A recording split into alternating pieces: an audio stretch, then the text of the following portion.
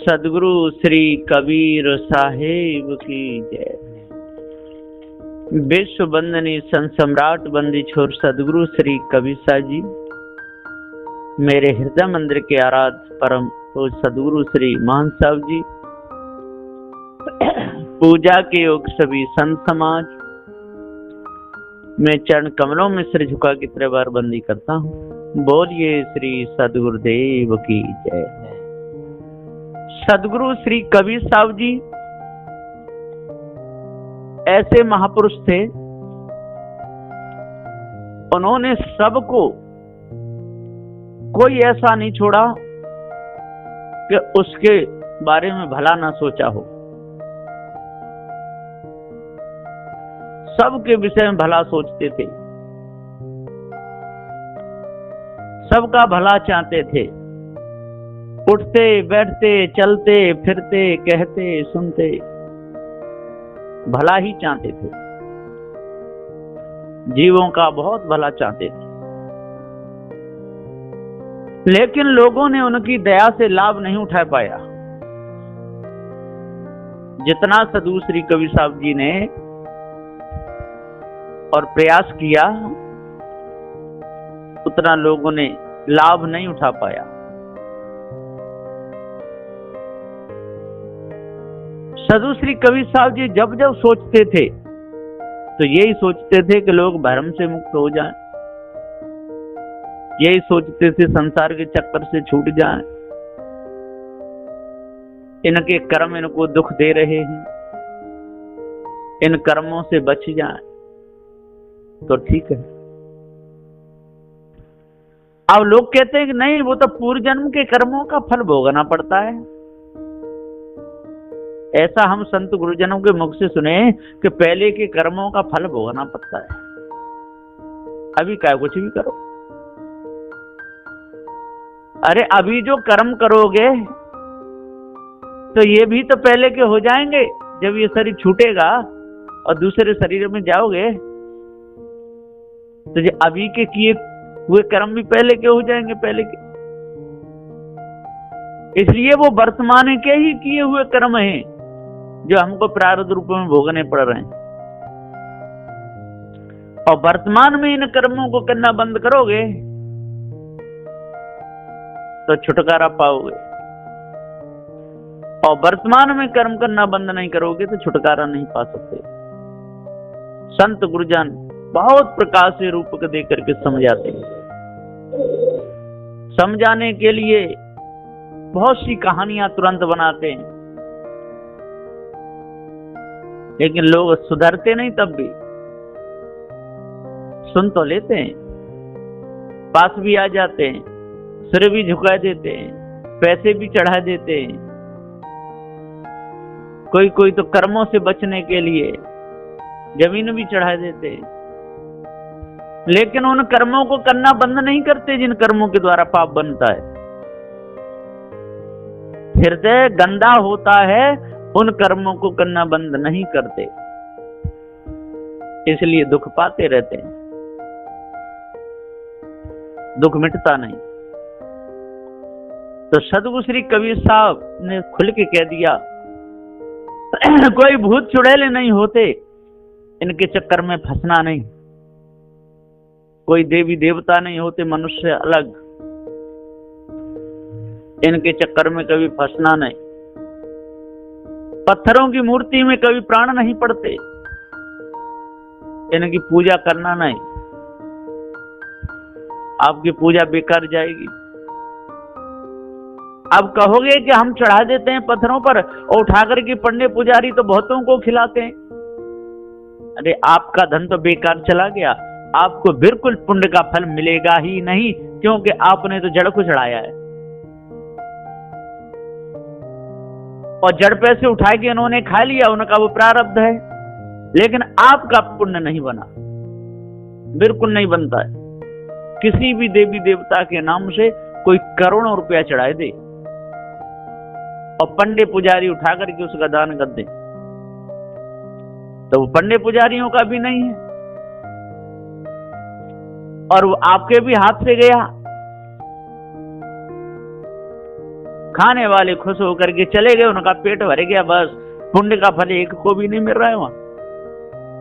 लोग कहे भले कोई के पुण्य का फल मिलेगा, कोई पत्थर की मूर्ति को चढ़ा दिया तो वो तो चढ़ा दिया, वहां पुण्य का फल क्या पता, न खावे न पिए न उठावे। और उठाने वाले ने उठा लिया, किसी को उसे पड़ा मिल गया। चढ़ाया तो पत्थर को चढ़ाया, उसमें जीव है नहीं। तो न चढ़ाने वाले को पुण्य का फल मिला, न उठाने वाले को पुण्य का फल मिला, न खाने वाले को पुण्य का फल मिला। पुण्य का फल कब मिलता है? जब डायरेक्ट आमने सामने चेतन मूर्ति के लिए चढ़ाया जाता है और फिर वो आदेश देते हैं कि इस धन को उठा करके भंडारा करो, तब मिलता है। तो चढ़ाने वाले को भी पुण्य का फल मिलता है और चढ़ी हुई सामग्री को जो फिर दूसरों को खिलाता है उसको भी मिलता है। जिसने चढ़ाया उसका भी पुण्य का फल मिल गया, क्योंकि चेतन को चढ़ाया। और जिसको चढ़ाया वो धन उनका हो गया, उन्होंने आदेश दे दिया कि इसका भंडारा करो, तो उनको मिलता है। और यदि डायरेक्ट पत्थरों को चढ़ा दिए कि बस भगवान को चढ़ा दिया, भगवान है नहीं, उठाने वालों ने उठा लिया, चढ़ाने वालों ने चढ़ा दिया और खाने वालों ने खा लिया, वहां कोई पुण्य का फल नहीं, बेकार की बात है।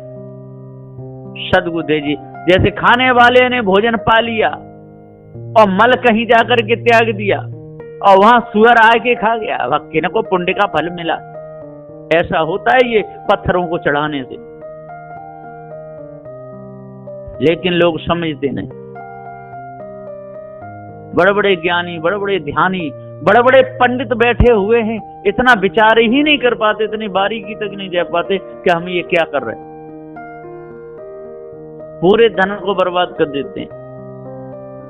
साधु श्री कबीर साहब जी का ये निर्णय है, जो इस निर्णय को समझ लेगा, जो अपने हृदय में उतार लेगा, उसका भला हो जाएगा।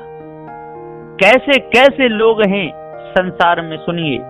वह व्यक्ति नीच है जो अति क्रोध करता हो, अपनों को ही सताता हो। वह व्यक्ति नीच है जो हर काम में कमी निकालता हो, अच्छे भोजन को ही खराब बता देता हो। वह व्यक्ति नीच है जो बिना बात गालियां देता हो। वह व्यक्ति नीच है जो गलत को सही कहता हो। वह व्यक्ति नीच है जो आदर करे उन्हीं को ठुकरा देता हो। वह पति नीच है जो अपनी खास पत्नी को ठुकरा कर दूसरी बदचलन नारी से प्रेम करता हो। वह पत्नी भी नीच है जो अपने पति को धोखा देकर दूसरों से प्यार करती हो। वह मित्र नीच है जो मित्र के साथ में ही छल करता हो। वह व्यक्ति नीच है जो व्यभिचारियों का पक्ष लेता हो। वह व्यक्ति नीच है जो साधु भेष लेकर के संसारियों जैसा जीवन जीता हो। वह व्यक्ति नीच है जो अपने ही स्वामी को रोज दुखाता सताता रहता हो। वह व्यक्ति नीच है अपने बच्चों को बुरी आदत सिखाता हो। वह व्यक्ति नीच है जो गलती देख कर भी नहीं बताता हो। वह व्यक्ति नीच है जो लवारों का साथ देता हो। वह पिता नीच है जो अपने बेटी बेटाओं के सामने भोग विलास करता हो।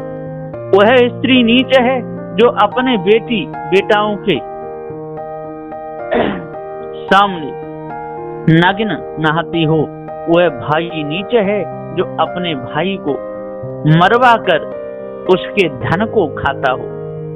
वह बहन भी नीच है जो अपने पति का धन लाला कर अपने भाइयों को देती हो। सज्जनों, जितने यहाँ पर मैंने ऐब गिनाए हैं, इनमें जो भी पड़ेगा यानी इन कर्मों को करेगा वह नीच है। नीच कर्मों को नहीं करना चाहिए। नीच कर्म करने वाला मनुष्य नरक में जाता है। पशु पक्षी उसमें खानी में जाकर भारी दुख पाता है।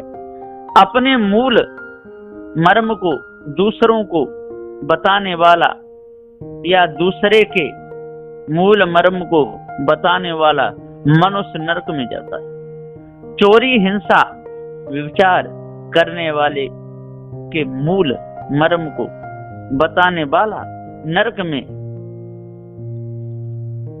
चोरी, हिंसा, व्यभिचार करने वाले के मूल मर्म को बताने वाला नरक में नहीं जाता। यदि गुंडाओं के मूल मर्म को नहीं बताया जाएगा तो सारी व्यवस्था भंग हो जाएगी। इसलिए गुंडाओं का मूल मर्म बताना ही पड़ेगा। न बताने वाला नरक में जाएगा। हाँ, जो स्वतंत्र है, किसी से कुछ लेना देना नहीं या उनके ऊपर कोई कार्य नहीं सौंपा गया हो, वे बतावे या ना बतावे, उन पर कोई कर्म लागू नहीं होगा।